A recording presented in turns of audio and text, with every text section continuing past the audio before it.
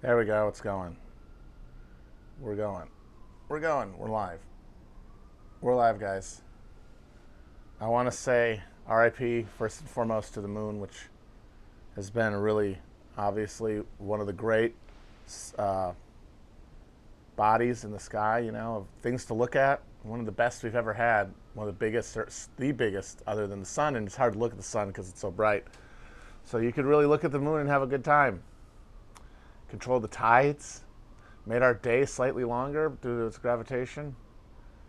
It was a good friend, good companion to the human race and everybody on Earth, and Earth in general. But all things must end, and apparently the moon is done for. R.I.P. Bye-bye. Boy, 2020, huh? What a year. What a frickin' year. Someone should unplug it and plug it back in again. Someone should take the damn cartridge out of the machine and blow on it.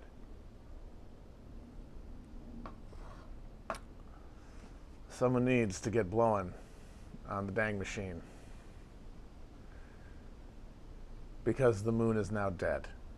Killed by Tumblr witches. If you'd asked me a few years ago, where do you think I'll be in 2020? I don't think I would be quarantined from a pandemic while the moon is being murdered by teenage witches. But you know what? That's the joy of living at the end of history. Crazy shit's happening. Crazy shit's gonna happen.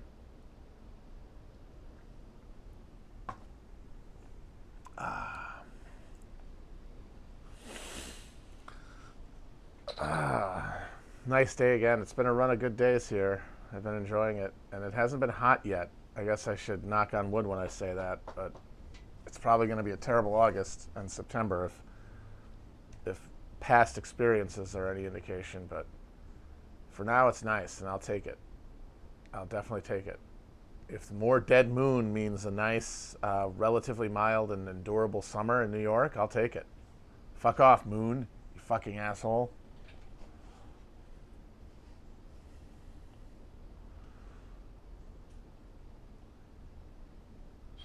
I was thinking about something I said yesterday about ideology and how it changes over time, and how certain parts of a given political coalition, like the Republican Party, is determined by it, and like held by ideology in a way that makes them not necessarily uh, uh, equipped to understand the world around them that they're supposed to be influencing the events in. But the example that popped up to me reading Reagan Land was that and I had known this like vaguely, but reading it and having the details of the whole debate spelled out really underlined how big a deal it was. When Jimmy Carter was negotiating a treaty, 15-year long, I mean, he was just the president when it happened. It's not like he started negotiating a treaty with Panama to return the canal to Panamanian control. Or hand it over to Panama, rather, since we created Panama out of northern Colombia in order to create the canal with like the connivance of the French company. But anyway, it was no longer acceptable in the post-colonial world for America to control this giant stretch of the middle of this country, this tiny Isthmian country. And there had been years and years of agitation to get U.S. control off of the canal. And it was finally coming to a head under Carter, and there was a huge popular backlash among conservatives, led by Ronald Reagan, who had just lost the presidential nomination to Ford and was looking to run against Carter in '80 and wanted an issue. These people just went nuts about the fucking Panama Canal. When was the last time anyone thought about the Panama Canal not being in American hands? Because 2000 was the year that it actually was handed over officially. I mean, some people get freaked out that it's going to get bought by China as part of Belt and Road or something, but you very rarely hear anybody ruining the national humiliation of turning over the canal to Panama. That's because it's a stupid thing to care about. And there was, like I was saying, how there's these splits within parties. There was a split within the Republican Party between the people who were more internationalist in understanding, who understood that the canal was essentially militarily pointless. It was too small to even move any of our really big like aircraft carriers and stuff, so it couldn't even be strategically useful in the event of a war. And there was the fact that it was becoming wildly unpopular in Panama that we had that canal there, and that after Vietnam, nobody really wanted to countenance the potential reality of sending in hundreds of thousands of troops to keep the canal secure as people got more and more mad at it. There was no reason to keep the canal. And guess what? Subsequent years have proven that. No one gives a shit. None of the people who did it at the time care. And that's the thing, is that at the top levels, the people who manipulated the Panama Canal issue didn't care about the canal. Ronald Reagan became president just a couple years after this treaty was signed. He didn't fucking rip it up. He didn't say we need to get the canal back, even though he had been honking his fucking head all over the country, gnashing his teeth, and he debated William F. Buckley about the canal. He became president, he didn't give a shit. Newt Gingrich, when he was still a college professor in Georgia, got his start in politics organizing a Keep the Canal Committee, and then that's what was his springboard to run for Congress. He doesn't give a fuck about the Panama Canal. He didn't do anything when he was Speaker of the House to get the canal back. For guys like that, they understand it's an issue, it's an emotional issue that presses buttons in like the lumpen reactionary mind, the nationalistic, the whole complex of nationalistic lizard emotions. The idea that we have a canal and it's being taken, and it just, after Vietnam and the 60s and all the traumas, and of course the material crisis of the 70s, stagflation and energy crisis, no, we need to keep the canal. And so people voted on that shit, and people wrote letters, and they sent in money, but the people at the top who manipulated the canal treaty shit didn't care. They understood it was supposed to be red meat for the rubes. Now, 40 years later, the people who care about, who do the equivalent of caring about the canal and not like the actual important business of maintaining capitalist exploitation and its machinery in tip-top fashion, those people are now in charge, and they've squeezed out all the old hands who are like, it's a pointless vestige, it doesn't mean anything. Now the canal people are in charge, and Trump is the head canal person. Like, he had that interview with Chris Wallace today, and his understanding of issues is precisely at the same level as all of the old people who watch Fox News all day. That's why they love him and will never not love him, because he is them. And modern politics is about becoming about being able to identify with the person in charge. Not that they do anything, that you identify emotionally with them. And Trump is them. Whenever Chris Wallace would challenge him on one of his assertions, like, where are they teaching us to hate America? He goes, you see the professors, the schools were doing it. We see it every day. Couldn't put a gun to his head, he wouldn't be able to tell you a specific instance. And then that shows you how far things have changed and how fast things have gone off the rails because of the speed of transmission of information. The way that everybody is there's just this flow of information that nobody can check realistically. And so you just develop an emotional response that you just channel everything through. They're just like, yes, this validates, it's like running things over the laser at the fucking grocery store. It's like, a thing either gets you mad or it makes you happy because it owns the libs. Whether it's true, whether it happened, it means nothing. And so Trump, like Reagan famously always had like this back pocket filled with just so anecdotes about the evils of the welfare state and about big government. Half of them were completely made up. The other ones were decontextualized and half-truths. But he at least had them. He had a narrative that he actually contained information, even if it was fraudulent. Trump doesn't even bother keeping it. None of these people even bother keeping it. It's just all they're left with is the anger. Some story about some college where someone said the flag isn't good. Don't remember the context. Don't even remember the incident. Just remember the emotional response I had when I heard that. And that's where they are. They're just pure ganglion response. And they love Trump because he's also pure ganglion response.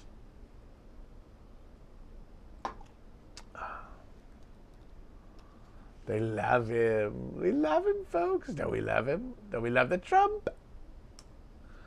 Yeah, he's pretty amazing. No, they don't talk about welfare anymore because it's gone. That was what Reagan used to say in the 80s. And then Clinton fulfilled his fucking, his political prophecy. It's just new stuff now. But I'm saying is that there used to be two levels to this shit among Republicans. And now there's only one level. Everyone believes the fucking rube bait. And they take it seriously. That's why all the more data-driven, still they're ideologues, but they're ideologues for capitalism as closer to as it actually exists, as opposed to a Norman Rockwell fantasy version of it that they keep in their head so that they can still feel like there's a just redistribution of resources in the world. That fantasy that they have to cling to so that their place on that totem pole is sacralized. They're too focused on that busy box of like nationalism to see shit like the actual forest for the trees, which is why now we finally turned it into it's always been the case that that capitalist political parties are arguing over who can be the best stewards, of the capitalist system, not who will overcome it or overthrow it. That's absurd. That's off the table. But what that means has been different and has been contested over time as the coalitions that are dominant within the parties have changed. And now we finally have the dream of the Clinton-era DLC, a situation where the mystified small bourgeois, the mystified white small bourgeois are culturally alienated enough by the social signifiers that they cling to become a rump party whose inability to absorb the reality of neoliberalism, their inability to hear what Ned Beatty is telling Howard Beale in the boardroom, the wax of ideology, of nationalist ideology is too thick in their ears to hear it. They're off now, they're isolated into one party, and capital, clear-eyed capital, international capital, has a party all to themselves. And they get to use social liberalism as the unguent to keep the more exploited and still miserable people on board. It's the perfect situation. It's what the whole democratic right turn on economics was supposed to do. Eventually, by eliminating economics as a real field of political conflict, because we're at the end state, we're at the point of permanent austerity where we can never turn it around because the profits aren't there to allow it. You'd have to crack open the bones and get at the gooey hemoglobin-producing centers of capitalism, and that's not on the table. That's not an option because that's not the people negotiating these things.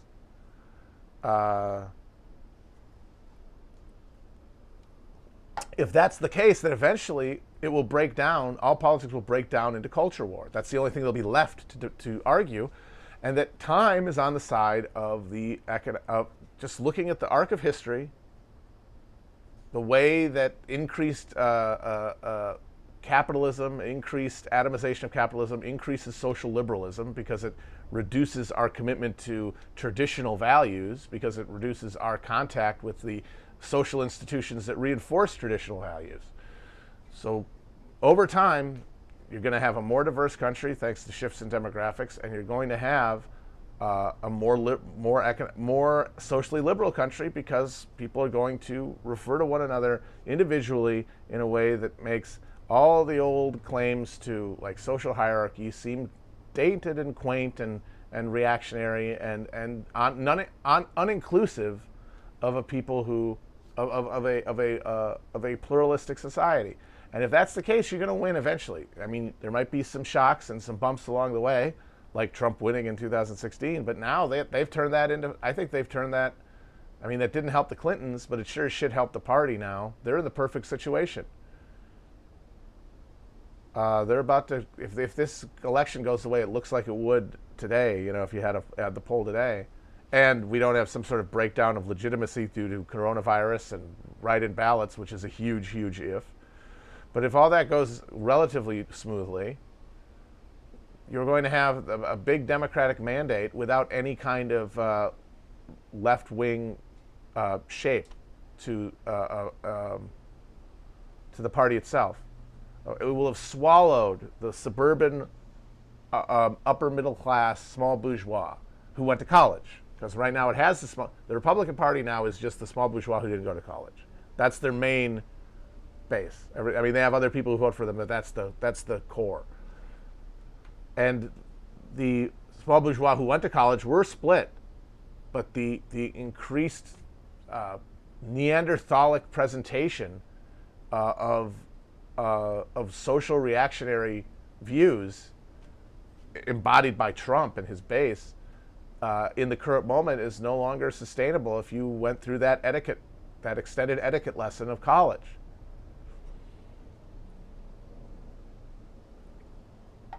And so that's like they're taking Nixon's idea of polarizing along cultural lines. He was the guy who invented it, and Pearlstein talks about that in Nixon Land, because the whole idea was break the country in two, and then you have the bigger half. And at that point, he did. But now the times have changed. There's less of a base for social reaction outside of like white suburbs and white rural areas, and so there's less. The backlash is less powerful. I mean, Trump won mainly because Hillary Clinton managed to completely demobilize Democratic voters, and because Trump was a question mark, and he was something new. And now a lot of those people have changed their tune on it, at least according to the current models. Who knows what will happen in the future? So now we finally have the final, like in the twilight of America, the partisan battle is finally between the competent administrators of capitalism and the mystified, overly ideological, snake oil drinking, incompetent managers of capitalism. That's it. That is explicitly now what we're arguing about. Whereas it used to be that whole question of competent administration of empire was sort of sublimated. Now it's the actual content of the two political parties, as expressed by their leaders. Like Biden has made it clear that he will not be governing under any kind of expectation of significant change. Even he's done the olive branch to Bernie, and he's talking about being more radical now because things are so terrible. But I mean, we know who runs that White House. We know who is in charge of that party right now, or who would be in charge of the White House. There's simply no structural incentive to push them to do anything other than 2008 all over again, reconstituting the economy on the back of the most vulnerable people. But they will have, to their benefit, an absolutely insane Republican Party. Like if Biden wins and he's able to take office, especially if like there's write-in ballots in a bunch of states that get authorized by a court, there's going to be a massive crisis of legitimacy from day one. And that's going to keep all the sheep in line.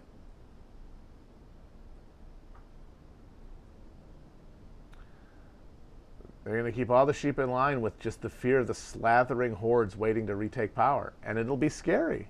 I mean, Brian Kemp is probably going to try to fucking secede or something.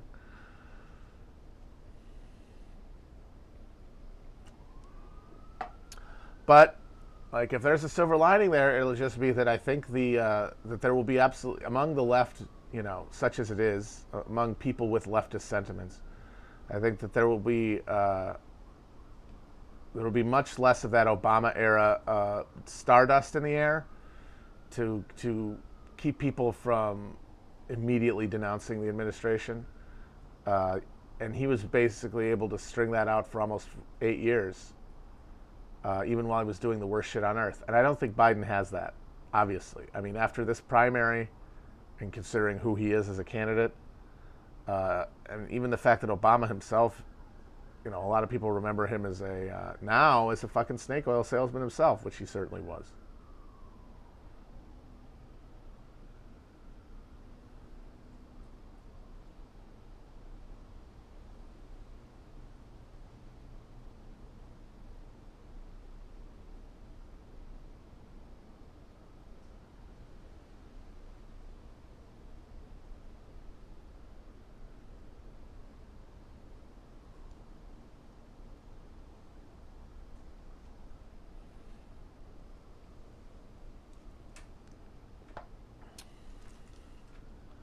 Is anybody alive around at a?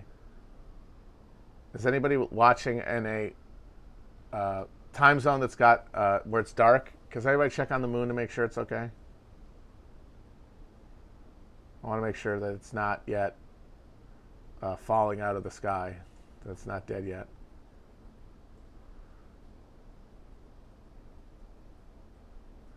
Apparently, the Scandinavian moon is still doing okay, so maybe it can shake off this this curse.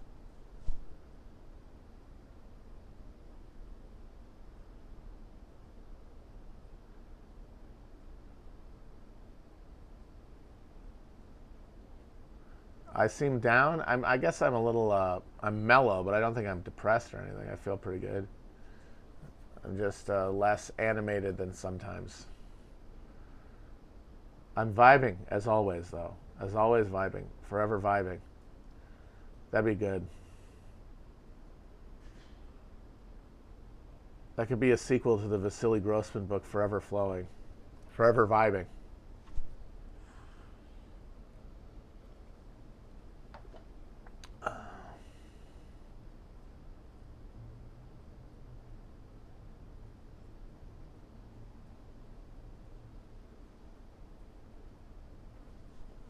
Oh dear. That's a large boy. There's a large boy just showed up.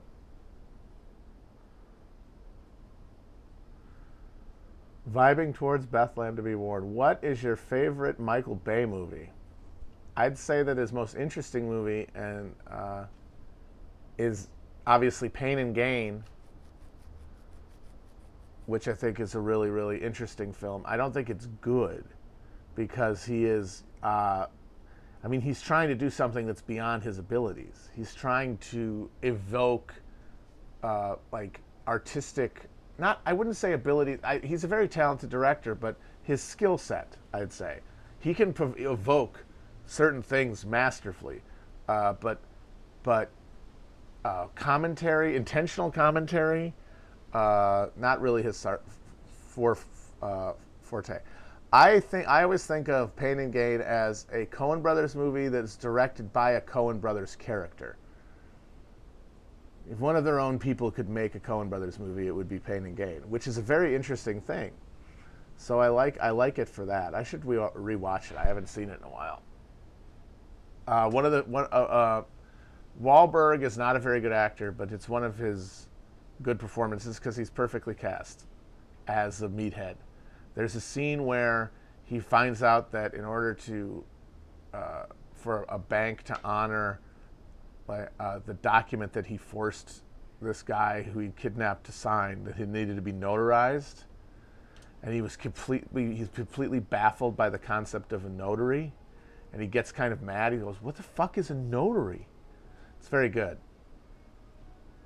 But of his spectacles, of his big movies, like the ones that are feasts of carnage and mayhem, let me think.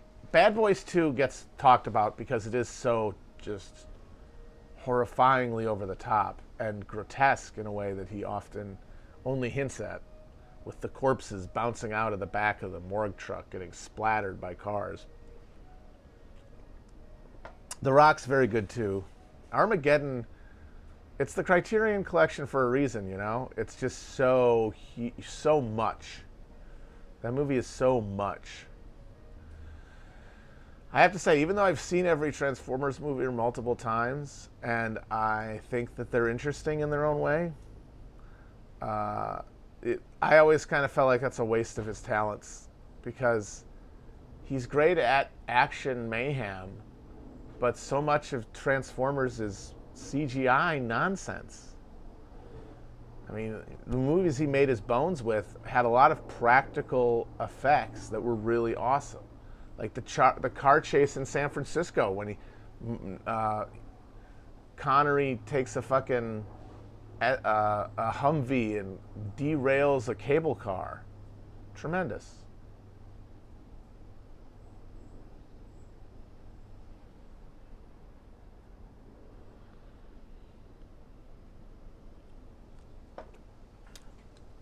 In short, it's hard to pick a favorite. It depends on the mood. I will say that I was very disheartened to see that his last movie went to Netflix, because Michael Bay, more certainly than fucking Christopher Nolan in my mind, is a director who embodies the theatrical experience. Big soda, big drink, big movie. Pound your brain into fucking paste. And that shit was premiered on Netflix. It's like, I get it when Scorsese goes on Netflix to do a 3.5 hour movie with digitally aged mobsters, and it's all about regret and sadness and failure. That probably wouldn't have wowed him on the big screen in a huge release. But my God, if Michael Bay can't get a fucking movie with that kind of dumbass high concept, what if a billionaire faked his own death and became an operator to overthrow Assad? But just the fact that it wasn't fighting robots, I guess, kept it off the silver screen. That's why I really do think that COVID might be the end of the theatrical film experience, because it seemed like it was already on its last legs, and now just pushing the fucking Coke machine over.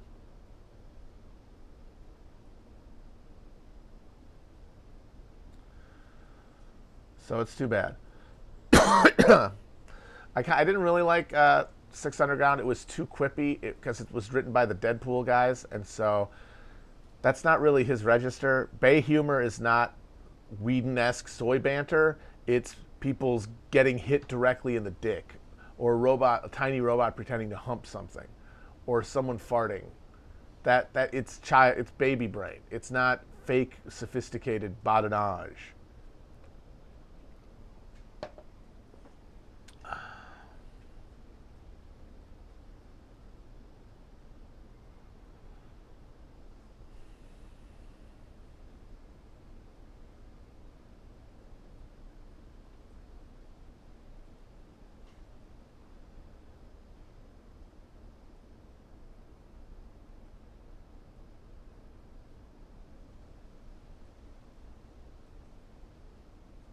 Yeah, it's interesting. Like what I think you might end up seeing films exist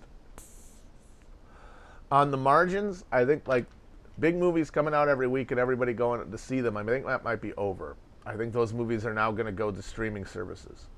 But I think you will still have a skeleton film industry. I think you might see drive-ins make a comeback. But you'll definitely see, I think, either like boutique movie experiences, like a small few people. Somebody said like renting out a karaoke room, something like that, with like food service, like an even more boutique Alamo for old movies, for revivals or something. And then maybe once or twice a year there'd be something that would get on like IMAXs. Maybe Christopher Nolan would just make an IMAX movie every year. But we'll see. Who knows? I mean, people get stubborn, and and there might be a desire to go back to the movies if it's possible, just to assert our love of the before time, and our refusal to accept that there really might have been a cultural and economic BC AD moment here with this fucking virus, and that things might be different in a way that's qualitatively significant enough to no longer be the same thing. Before we enter the cool zone, exactly. And I will be bummed by that, because I love going to the movies. I think it's fun.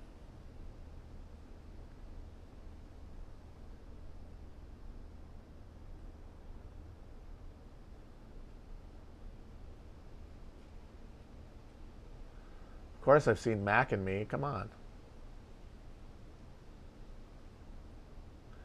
But I would like somebody to ask Newt Gingrich what he thinks about the Panama Canal.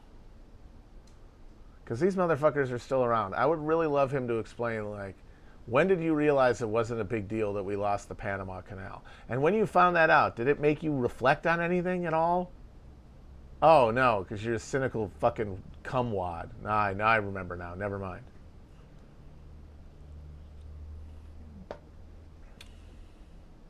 I do wonder how many people cut their teeth getting mad about the Panama Canal now are 100% convinced that the cast of Friends are all cannibal pedophiles. Because that's a hell of a trajectory. You guys ever wonder how much more advanced we'd be culturally and socially and civilizationally if we had embraced Crystal Pepsi?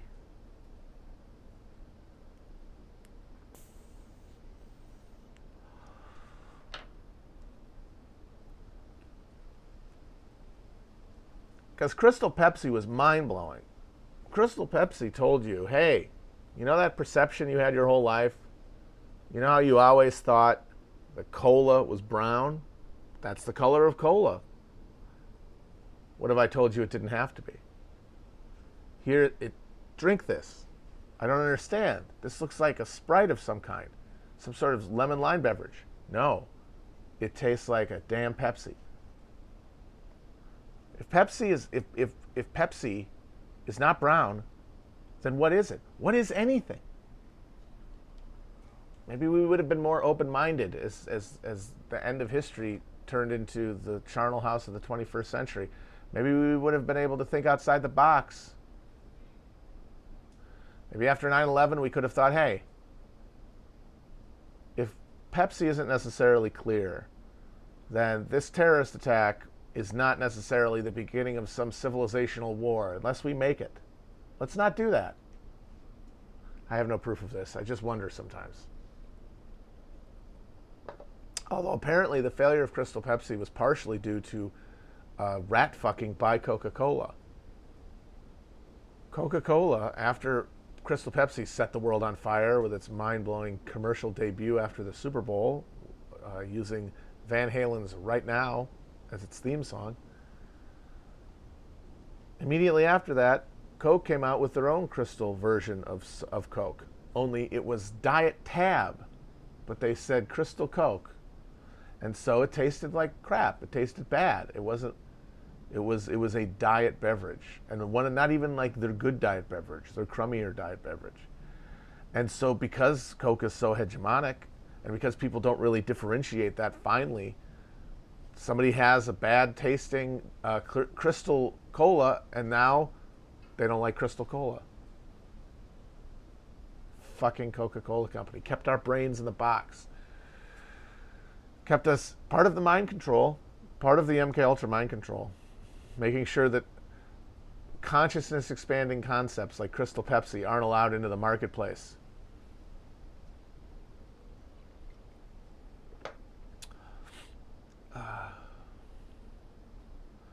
No, I don't think that would have happened, but it's funny to think about.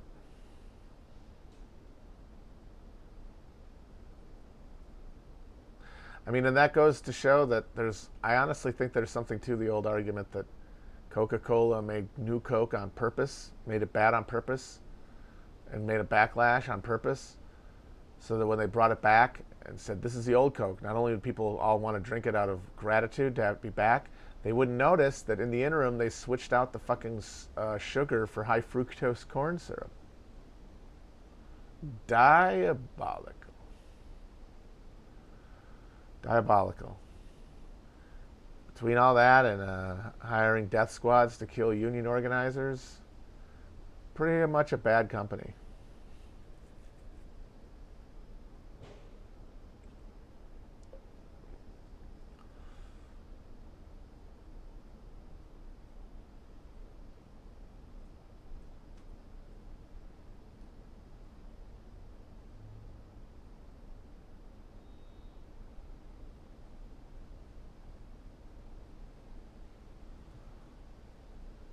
Have I read Detroit? I Do Mind Dying. Yes, I have. Drum, baby. The Detroit Revolutionary Union Movement. There's a good documentary about that, too. Finally got the news about the radical black anti-capitalist union movement in Detroit in the late 60s, early 70s. Very interesting stuff.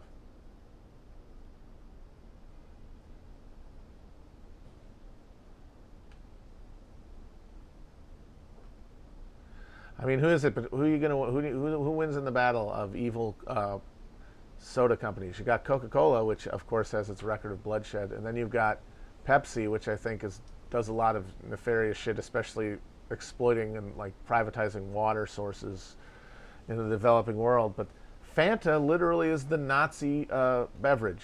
It's the Nazi soft drink.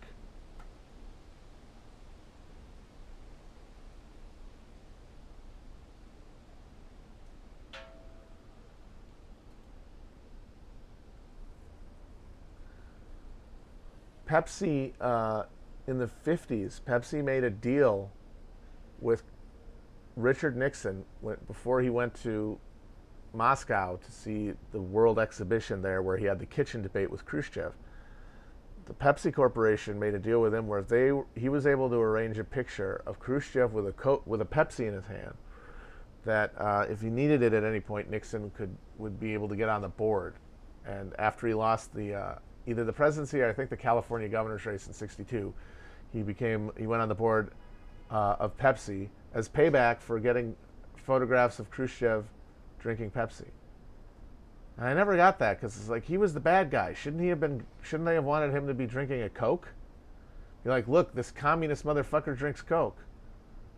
But I guess Pepsi's like the upstart, and they think that that's irony or something. I don't know.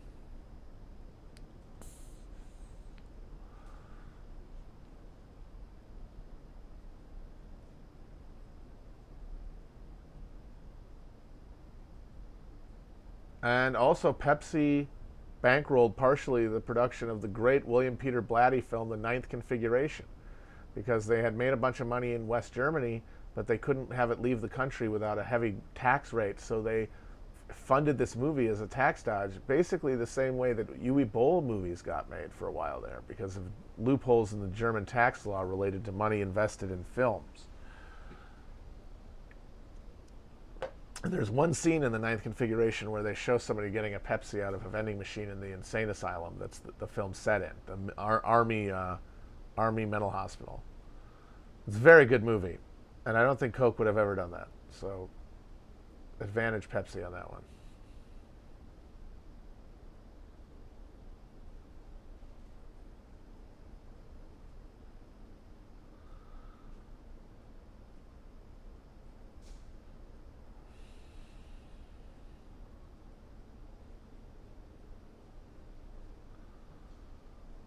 Coke was in Dr. Strangelove, and that's the one where they blew up the world. That's not good.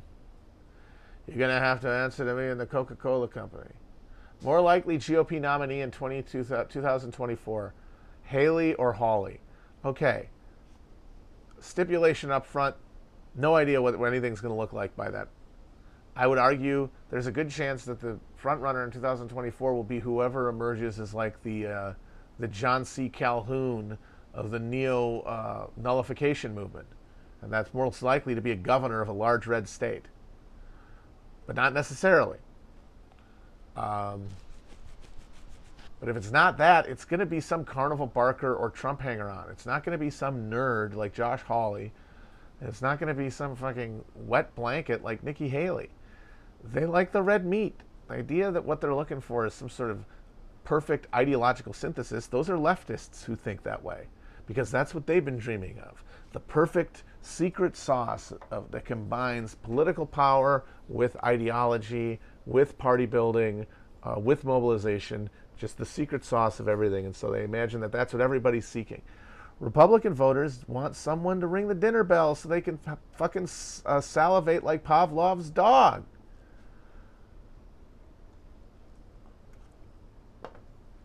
And the argument that, oh, like a guy like Hawley would be able to do some sort of, Herrenvolk democracy where he promises all this social democracy for the for the in-group. Where's the money for that coming from? We're at the terminal decline phase. Anybody who wants to promise that is going to have to do it from outside the system, because a guy like Hawley is too dependent on the media and on the party to be even known by anybody. And so he can't piss them off. Trump was able to be a free agent because he was rich, but more importantly, he was famous. If anybody is going to challenge that heterodox create a heterodox economic populist model that'll actually be different enough to get people's attention and do the thing that a lot of people are kind of fearing or dreaming is going to happen and create some sort of new right populism with an economic baseline, It would have to be from outside the party. It could not be some loser fucking senator who's got to go on the rubber chicken circuit to get enough money to get people to get his name recognition above 5%. It's going to be somebody who comes in out on the outside. That's why I'd say I'd put the MyPillow guy ahead of any of these people. I'd say Donald Trump Jr., but I have a feeling that his dad would like to own him, not endorse him.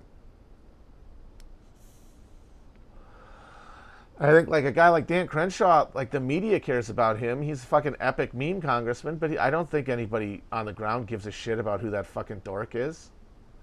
Like these guys are all shadow boxing. They're all trying to be something that the media wants them to be, and they haven't reckoned with the fact that Trump was able to win by directly defying all of the dictates of the parties and the media in how you run for office.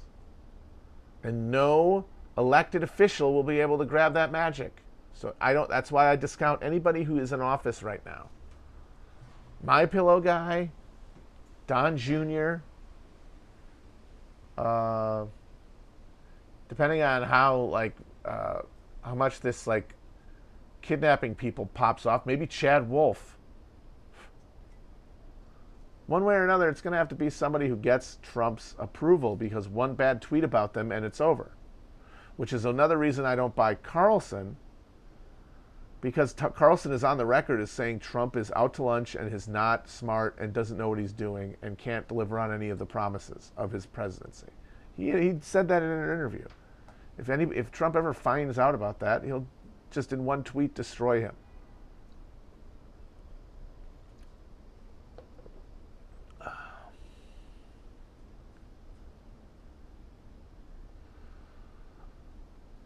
I mean, maybe they decide to go back to normal politics, but that seems weird. I mean, the reason people have embraced this tribal lunacy over any kind of principle or ideology is because things have gotten weirder and worse. They're only going to be weirder and worse in 4 years. I just don't see the mechanism that's supposed to... Maybe being out of power is supposed to snap them out of it.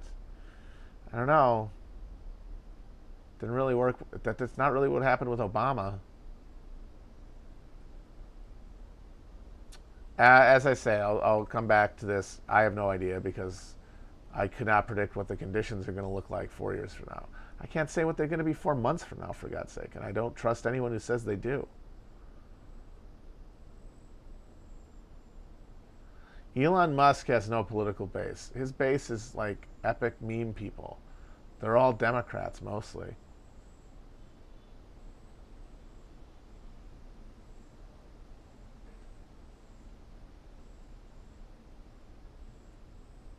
People are afraid of Trump not leaving. But I will say that if there is some sort of challenge to the election, challenge to the legitimacy of the election, which I'm sure there will be, if it's decided in favor of Biden, Trump will go. Because one of the beautiful generals will tell him it's time to go. And at the end of the day, Trump is a coward. Do you know the kind of bravery it would take to say, hey, I'm just, even just like delusional, like Musk-like frenzy of to say, fuck it, let's be legends. Let's tear up the Constitution so I can be president, even though he hates being president. He doesn't have the character for it. That's the thing about Trump, is that he has only negative traits. He has no positive traits. And that means that he doesn't have the basic bravery to withstand disappointment that plenty of evil people in history have possessed in spades. He doesn't have it. He's a coward. And the idea of the beautiful generals turning against him is too much. And so he would make up some thing in his head to justify how he didn't actually leave, and then he'd leave. And then he would just because that's the thing. The reason Trump's able to keep on trucking is that he instantly redefines everything that happens to him to make himself look good, to make him look like a genius, because of his insane, mind-shattering insecurity. He is literally incapable of of sitting with failure, incompetence, sadness, any kind of negative feeling, and certainly any negative feeling about himself. And so I just don't think that he's got the sand to try to like call some other generals. Because I think the thing with the Lafayette Square shows that there isn't the commitment there to him personally to back him, and Biden isn't a threat. In fact, a lot of them have probably figured that Biden is the solution, that Biden will calm things down and make things run more functionally.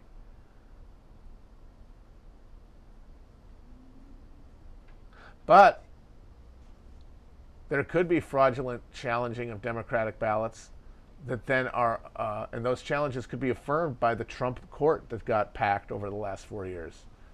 And then if the final word of the court is, like it was in 2000, oh yeah, Trump won, even though maybe he lost by 5 million votes in the popular total, and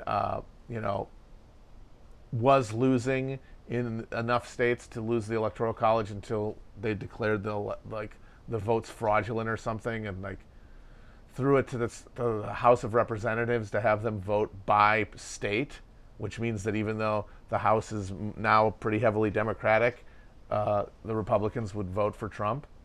If that happened, then the military is not going to stop that from happening because it's official.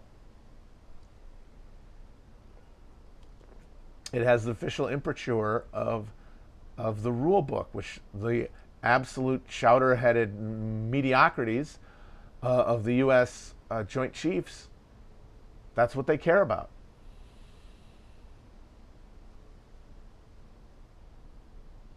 Yeah, they're all right-wingers, but they're also, at the end of the day, unimaginative. They take this stupid Constitution shit seriously.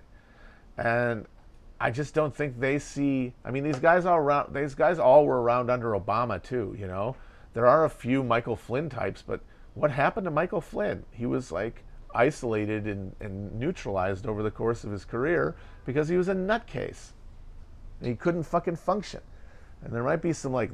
And if there are like reptile lizard type right wingers at the top of the military, they also know the way the wind is blowing, and they know that it wouldn't be worth the domestic turmoil of suppressing, of suspending constitutional government, because, as Colin Powell says, you break it, you bought it, and now you're responsible for this thing that you have no training for and no preparation for controlling. And most importantly, there's a perfectly good political party made up of people who are, by the very mass majority, totally beholden to the exact same power structure that you are and are a part of. Why would you fucking rock the boat on behalf of Trump, who they all know is an incompetent dumbass? I don't care how fucking mystified by ideology you are. If you spend like time in the presence of Donald Trump, you're not going to have be able to sustain many illusions about his competence. And that's one thing when he is in power through, the connivance of the press and the people to deem him the legitimate president, which takes a lot of pressure off of you as the military to, maintain authority, because it's not popularly represented, or it's not popularly recognized. You go from that to having a government that has lost its popular legitimacy overnight to a huge percentage of the population. That's a headache. It's a huge headache. But as I said, if the Republicans are able to maneuver through the courts that they have spent the last 4 years packing, a spurious challenge to electoral votes for Biden, and it's affirmed, what is anyone going to do about it? That will be the ultimate calling of the bluff. And I think that for the most part, there will be protests for sure. There will be confrontations and violence for sure. But it will tucker out. That's the bet they're going to make, is that it'll tucker out. That the momentum will dissipate, and then people will have accepted the new reality.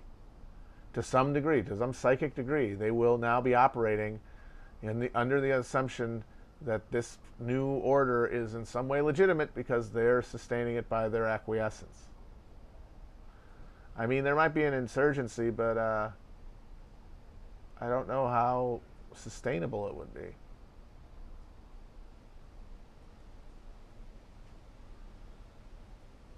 And that's the other thing. Like, as illegitimate as it would be, you'd have to be having people go to the streets to risk death and dismemberment on behalf of Joe Biden. Anybody want to lose an eye for Joe fucking Biden? Anybody want to like lose weeks of their life and get corona in a fucking dungeon to seat the man who doesn't even know what year it is, who thinks he's running in 1988 and that he really needs to catch up to Dukakis?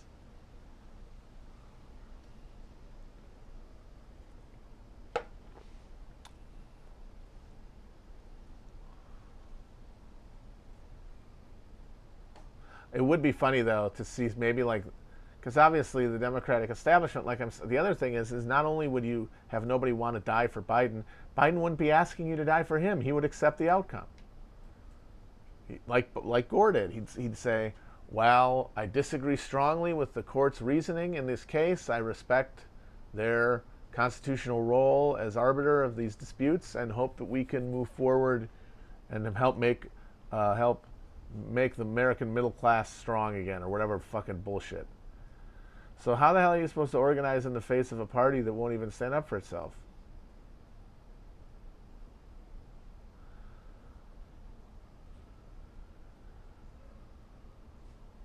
It would be funny though if there were a few true believer diehards who just snapped, like Neera Tanden leads a guerrilla FOCO in the hills of Northern Virginia. That'd be pretty funny.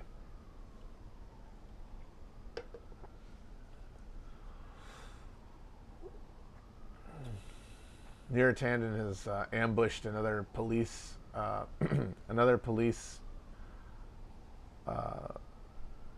caravan, killing 16 officers.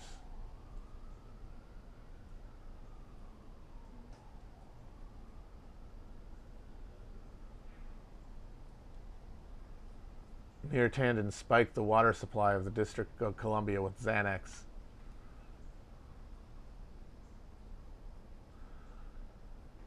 I don't think Barack Obama could be Biden's vice president, because I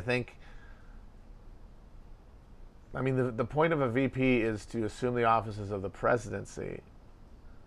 And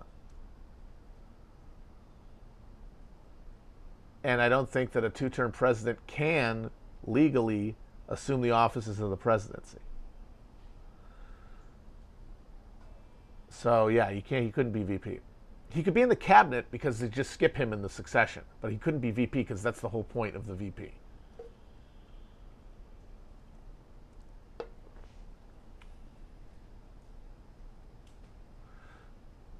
So the O'Bungler could be like Secretary of State or something for sure.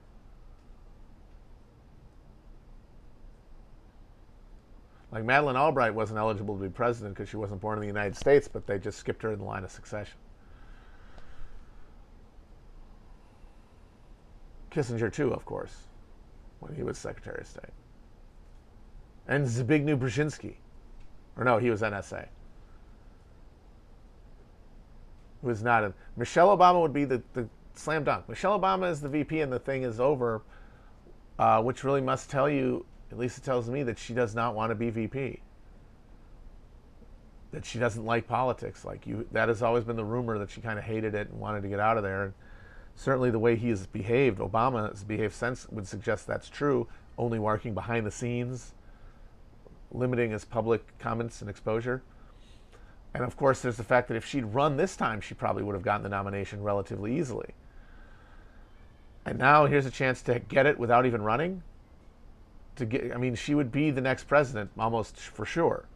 Because, at some point, Biden's going to conk out. Very likely in his first term. Actuarially, in his first term. She must just not want it.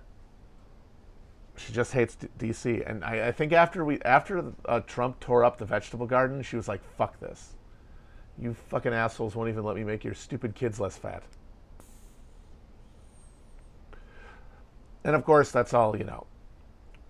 That's a perfect, her choice of that as her pet project as VP was so perfect.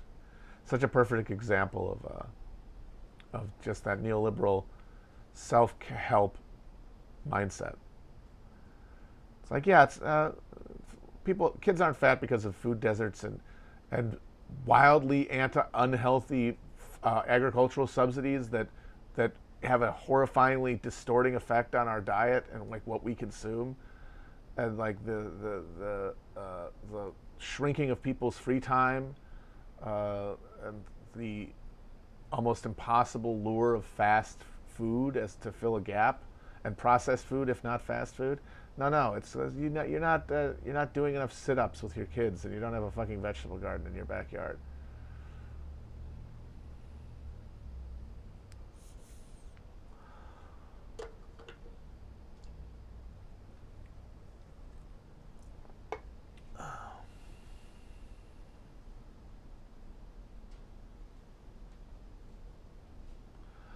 Oh, that's interesting. Trump couldn't run again if he was convicted of a felony, and would Biden allow that to happen? Oh, I got to assume that there will. Honestly, because there won't be any because he was acquitted in he was acquitted in the impeachment. There is no. I don't think there's any criminal prosecutions currently going into Trump. All of the things revolving around his tax returns and like lawsuits and stuff, and the attempt to get transparency about his business dealings and stuff like the Scottish golf course where they kept sending the Air Force, so just the chintziest shit. I think all those investigations are in the houses are in the House, and those are presumably all just going to end after he gets out of office. So presuming he loses, that's the end of the congressional investigations. There would have to be an initiation of an investigation. And I just don't think they'll allow that to happen. I don't think the Democrats would be so terrified of Trump prosecution energizing his supporters and riling them up that I think that he won't have to give him a pardon, because there will be no prosecution to deal with. And I think the most Democrats, even the ones who hate him with a passion, will gladly follow along, because they're just going to be so damn happy to be in charge again. And they're going to listen to whatever bullshit the party tells them about the need to move on, like we did with Bush. And then sure enough, what happens is the ratchet only goes one way, and the next one who gets in after Biden fucks the dog and Grover Cleveland's the shit out of this one, it'll be some monster. It'll be my pillow guy. A My Pillow filled with Goya beans on every front door in America.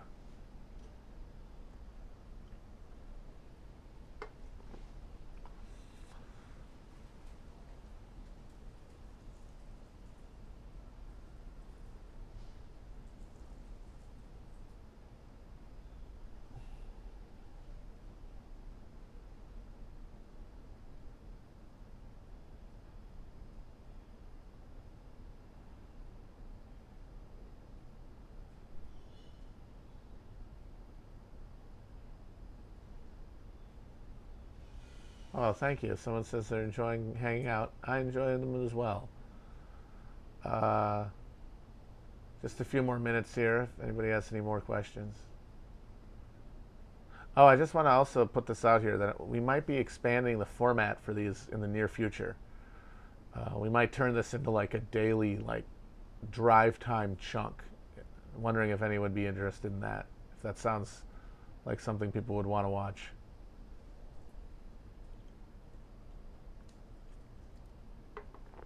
And we would maybe involve some actual gaming too. I would want to play some of those map-based strategy games. Those always seem like fun, but I can't handle all the little boxes and the clicks. It's too complicated. I can't keep it all straight.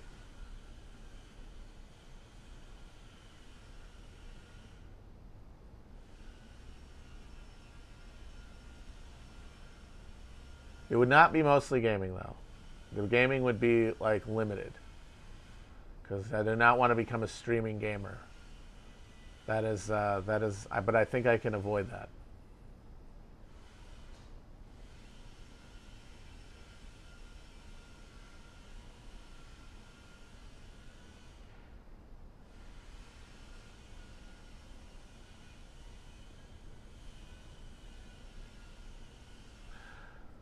I always wanted to see if you could ever like, if you could ever with like the history ones. I've always wanted to see if it's possible, even in a game, to like do what Charles V tried to do and have Habsburg hegemony over Europe in the early modern period, or if the Ottomans could have conquered all of the continent. I don't think either one of them could have been technically possible, but it would be fun to try to see if you could get the game to let you do it.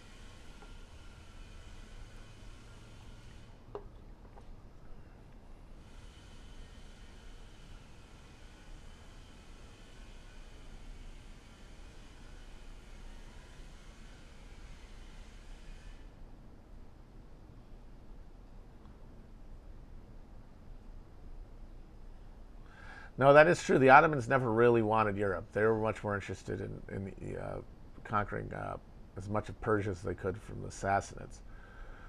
But, and they were, yeah, Europe was really about trade,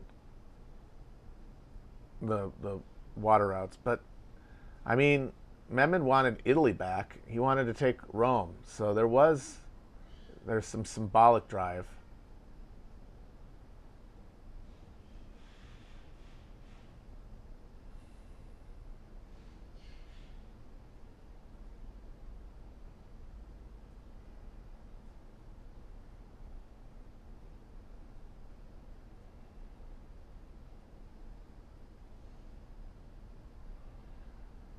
Also, I like to see if I could pull off. I know this is a later period, but I always felt like Napoleon really could have.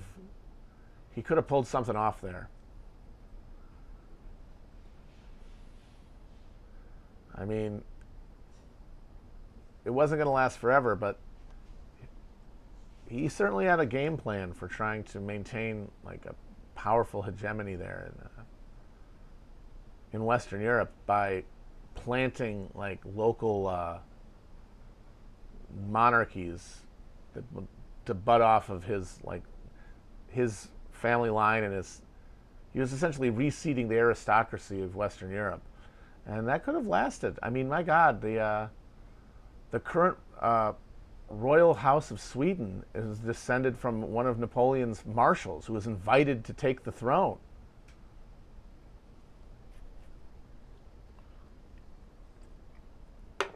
You don't invade Russia, though, dude. Why are you invading Russia, dog? Dog. I warned you, bro. Don't invade Russia.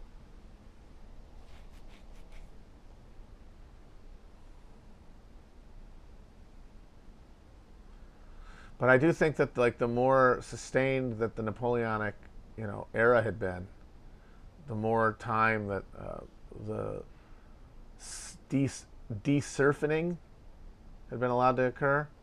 I think it could have been. It would probably have hastened progressiveness. It would have hastened progressive forces in Europe, but it also would have hastened the arrival of the contradictions that led to the 20th century being one of the bloodiest charnel houses in human history. So everything is double-edged. That's why it's so dangerous to open Pandora's box.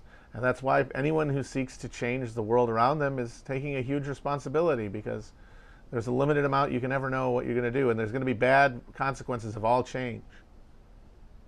There's no such thing as a purely positive, of a purely positive shift with any kind of significance.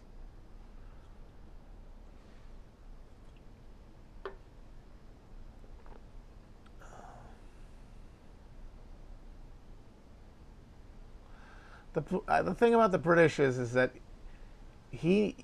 I think there could have been some sort of viable, at least medium-term stalemate with the British. But I don't think he could ever let that go. I mean, he was a man of war. And the idea of having an undefeated enemy, I think, was too much for him.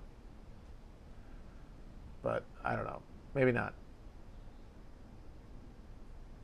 I mean, it's a pretty wild thing for anybody to try to do, conquer all of Europe. Only a few have tried. None have succeeded.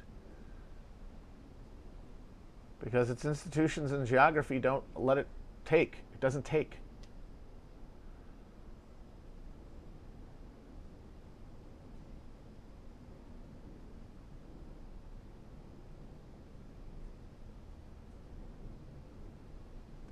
Yes, I do have Napoleon on the brain, though, because I've been listening, as I have for years, to Age of Napoleon, one of the best history podcasts.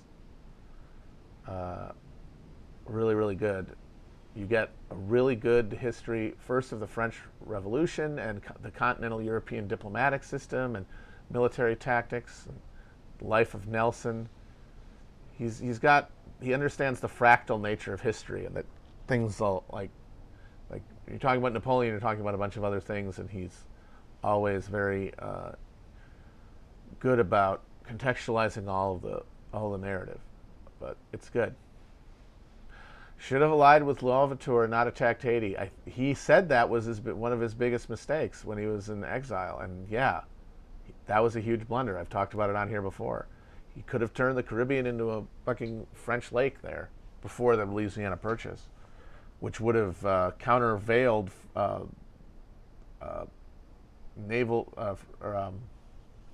British naval supremacy.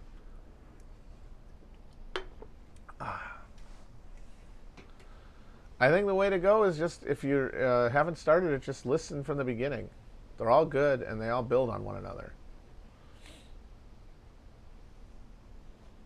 All right.